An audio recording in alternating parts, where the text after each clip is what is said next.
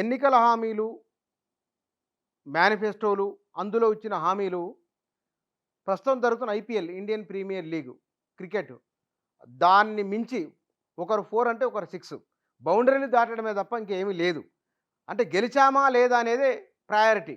కాబట్టి అట్లనేది కనబడుతున్నది. అంటే ఇది ఒక రేసులాగా పరుగు పందెంలాగా ఉన్నది.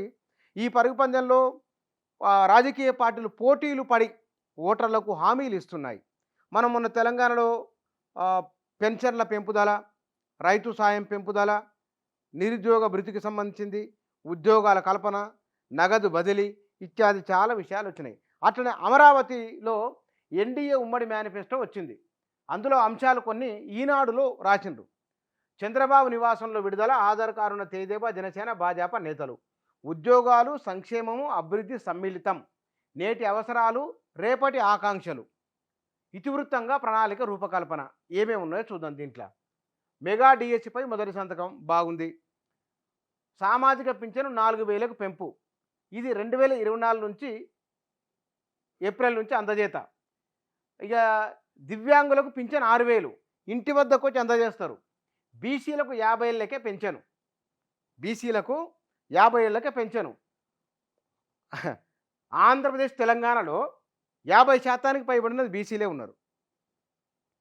ఆడబిడ్డ నిధి కింద అంటే వారు ఏపీకి సంబంధించింది.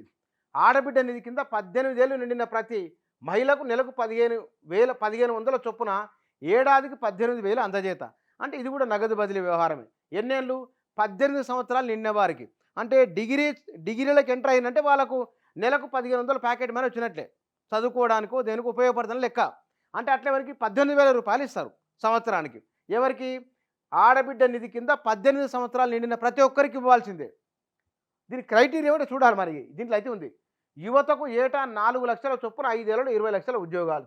ఇక్కడ ఏం డబ్బులు లేకుండా యువతకు మాత్రం 4 లక్షల ఉద్యోగాలు ఏటా ఇస్తారు. అట్లా 5 ఏళ్లలో 5 నాళ్ళు 20 లక్షల ఉద్యోగాలు ఇస్తారు. ఆ నిరుద్యోగ యువతకు నెలకు 3000 చొప్పున భృతి. అంటే ఇక్కడనేమో 18 నిండిన ఆడబిడ్డకేమో 1500 ఇస్తారు. ఇక్కడ నిరుద్యోగ యువతకు అంటే 4 లక్షల ఉద్యోగాలు ఈ సంవత్సరం 4 లక్షలు వచ్చినాయి. నెక్స్ట్ ఇయర్ వరకు నీకు నెలకు 3000 వస్తాయన్నమాట. అంటే ఇంకో లక్షలు, ఇంకో 4 కదా. అంటే చివరి 20 లక్షలు వచ్చే వరకల్లా 3,000 రూపాయలు ఇస్తారు అకౌంట్లలో. ఇది లెక్క. తల్లికి వందనం కింద 15,000 రూపాయలు ఇప్పుడు జగన్ ఇస్తున్నట్లే ఇప్పుడు వీళ్ళు ఇస్తున్నారు. అంటే ఒక్కొక్కరికి ఏడాదికి 15,000 చొప్పున ఆర్థిక సాయం రైతులకు. తర్వాత తల్లికి వందనం కింద 15,000, రైతులకు ఏడాదికి 20,000 చొప్పున పెట్టుబడి సాయం. బాగుంది. వాలంటీర్ల గౌరవ వేతనం 10,000కు పెంపు. ఇది కూడా బాగుంది. నాణ్యమైన సామాగ్రితో మంచి ఇంటి నిర్మాణం. ఇసుక ఉచితం. ఎందుకంటే ఏపీలో ఇసుక చాలా ప్రాబ్లమేటిక్గా ఉన్నది కాబట్టి ఇసుకను ఉచితం చేసిండ్రు. తర్వాత ప్రతి ఇంటికి ఉచిత ప్రతి పేద కుటుంబానికి 2 సెంట్ల ఇంటి స్థలం 2 సెంట్ల ఇంటి స్థలం ఇవ్వబోతున్నారు అక్కడ. ప్రతి ఇంటికి ఉచిత కుళాయి కనెక్షన్, స్వచ్ఛమైన తాగునీటి సరఫరా. పేదల ఆకలి తీర్చే అన్న క్యాంటీన్లు బాగుంది. భూ హక్కు చట్టం రద్దు. కరెంటు ఛార్జీలు పెరగవు. ఇక్కడ గమనించాల్సింది 2001, 2002 కరెంటు ఛార్జీల పెంపుదల. ఆనాడు చంద్రబాబు ప్రభుత్వం ఉమ్మడి రాష్ట్రంలో కరెంటు ఛార్జీల పెంపుదలకు వ్యతిరేకంగా పెద్ద ఉద్యమం, బషీర్బాగులో కాల్పులు, చాలా ముగ్గురు చనిపోవడము, అప్పుడు ఆయన సంస్కరణలు మొత్తం ఆగిపోవడం, ఇదంతా ఒక చరిత్ర. ఇప్పుడు ఉమ్మడి మేనిఫెస్టోలో ఏమున్నది? కరెంటు ఛార్జీలే పెంచమని చెప్తున్నారు. దీంట్లో చేనేత కార్మికులకు మగ్గం ఉంటే 200, మరమగ్గాలుంటే 500 యూనిట్ల వరకు ఉచిత విద్యుత్. ఇది బాగుంది. పెళ్లి కానుక కింద 1,00,000 రూపాయలు అందజేత. తెలంగాణ కంటే తక్కువనే. తెలంగాణ ఇంకా తులం బంగారం ఉంది. 1,116 తులం బంగారం. తులం బంగారం 75,000 అయింది ఇప్పుడు. అంటే దగ్గర 2 లక్షల రూపాయలు. ఆంధ్రప్రదేశ్ బడ్జెట్ పైన 1 లక్ష తగ్గినట్లు ఆ మేరకు. ఇక విదేశీ విద్యా పథకం పునరుద్ధరణ. పండుగ కానుకలు మళ్ళీ ప్రారంభం. నాణ్యత లేని మద్యాన్ని అరికట్టి ధరల నియంత్రణ. రైతులకు గతంలో తెదేపా ప్రభుత్వం అందించిన రాయితీ పథకాల పునరుద్ధరణ. అంటే క్వాలిటీ మద్యాన్ని ఇస్తారన్నమాట.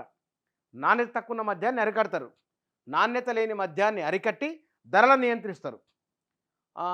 ఆక్వా రైతులకు 1.5కే యూనిట్ విద్యుత్తు.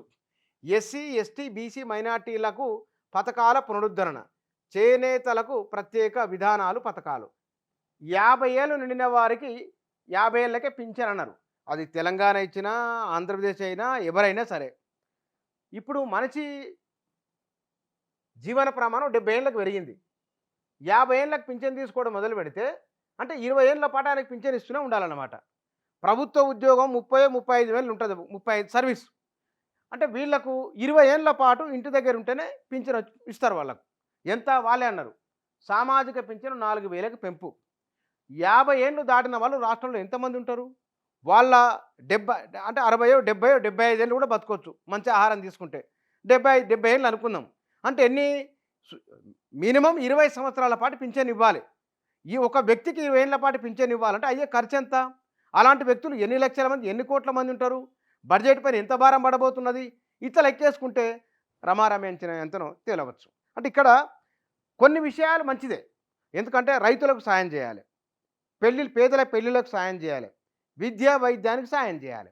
ఎందుకు అంటే ఇవి మొత్తం ఇందులో తప్పు పట్టాల్సిన పని లేదు. కొన్ని మంచివున్నాయి. ఆ మంచి వాట్లల్లో కుటుంబాలు పేదరికంలోకి వెళ్ళడానికి ప్రధానమైన కారణాలు 3: విద్య, వైద్యము. దీంతో పాటు వివాహాలు. ఈ విద్య, వైద్యము, వివాహము ఈ మూడింటి కారణంగానే చాలా కుటుంబాలు పేదరికంలోకి వెళ్తున్నాయి. ప్రభుత్వాలు ఇలాంటి సాయం చేయడం వలన ఇది మానవ వనరులపైన పెడుతున్న ఖర్చుగా, పెట్టుబడిగా, మూలధనంగా భావించాలి. అయితే ఇంకా కొన్ని ఓట్ల కోసం ఆకర్షించేవిగా ఉంటాయి కాబట్టి అవి ఎట్లాగో ఉన్నాయి. పోటీ రేసు పరుగు పందెంలాగా ఉన్నది కాబట్టి అలా కనబడుతున్నది. ఓవరాల్‌గా ఆంధ్రప్రదేశ్ కూటమికి సంబంధించిన మేనిఫెస్టోలో ఈ అంశాలు ఉన్నాయని ఈ పత్రికలో వచ్చిన అంశం ఇది.